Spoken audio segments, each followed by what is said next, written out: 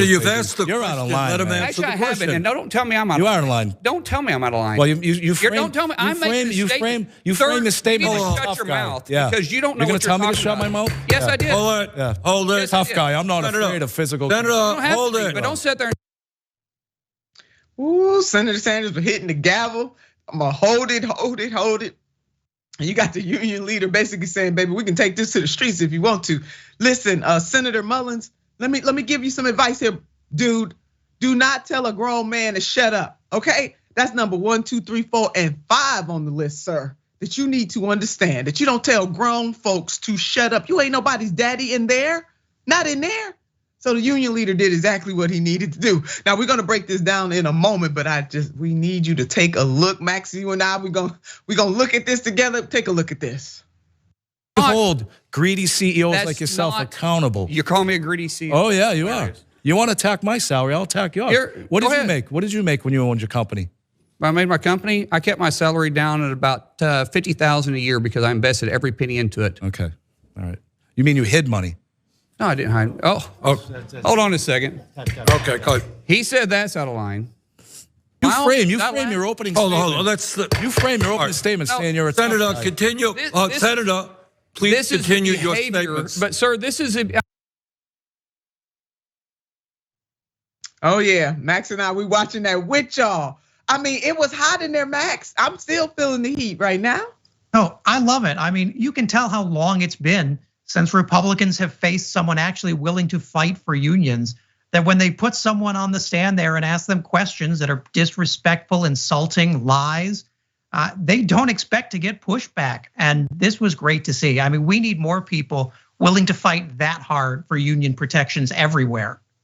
I totally agree with that. Oh my God, I wish I could have been in that room. It was exhilarating to see that union leader say, hold on, I'm a man just like you. You're not gonna push me around. And let us talk to the audience about, here's more how all of this played out. So Teamsters president, that was Sean O'Brien, got into a heated argument with Senator Markwayne Mullin of Oklahoma during a Wednesday Senate Health, Education, Labor, and Pensions Committee hearing on union busting tactics. So y'all saw the action right there.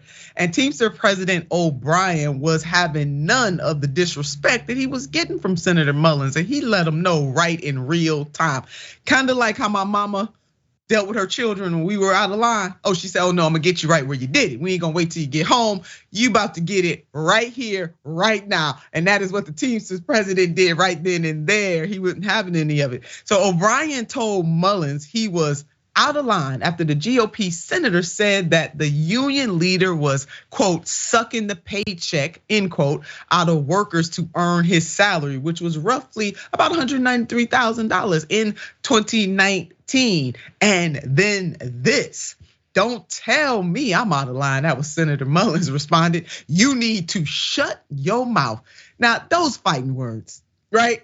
And you can see in the video where the union president was like, bruh, let me tell you something. I'm a union leader. We will take this to the street. I'll be waiting for you in the hallway. I mean, that's pretty much Max. Max, that's pretty much what he said. And Senator Sanders put Max next to me. Senator Sanders just hitting the gavel, talking, hold up. Now, I'm telling you, it was beautiful. This is why you don't mess around with the unions. I mean, Markwayne Mullin, Senator Mullin, says he made $50,000 a year as CEO of his non-union construction company. Now, I'm not a math genius, but he's worth about $70 million. I'd like to see how he got that from $50,000 a year, running essentially a scab construction company. He had this coming for a long time, and someone finally said it to him. Put him in his place, Max, and you're absolutely right. He owned that plumbing company. They weren't unionized, and he sold his company in 2021. And absolutely, he's worth, between 36 million to 76 million as you laid out. And you're absolutely right. To quote the great Andrew Yang on this one, the math ain't mathin', Senator. This ain't mathin'. And so let's go on from the Hill reporting. We hold greedy CEOs. See, this is what President O'Brien let it be known. We hold greedy CEOs like yourself accountable. You want to attack my salary? I'll attack yours. What did you make when you owned your company? I mean, Max, that's it right there. Can we just rest right there? He just would not let him get away with it.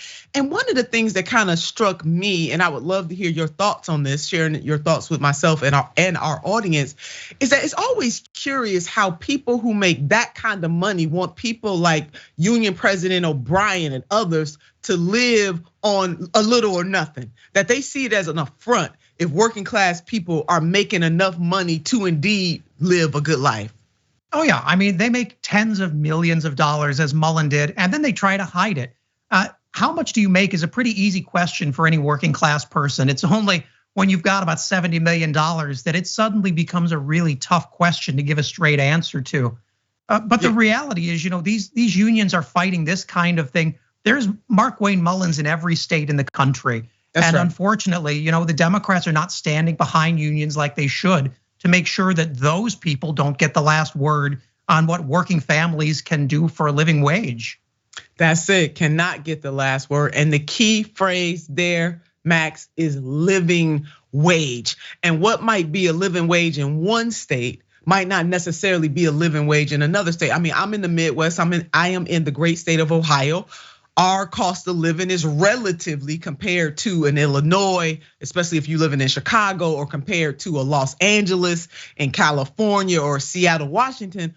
Our cost of living is not as high as theirs, relatively speaking. And so what would be considered a living wage in Ohio might not necessarily fit if you live in California, if you live in Illinois. But we need some kind of baseline here. And we got to agree that $15 an hour is not a living wage, but we're just trying to get there because the national minimum wage, it has not budged since 2011. There is something wrong with that.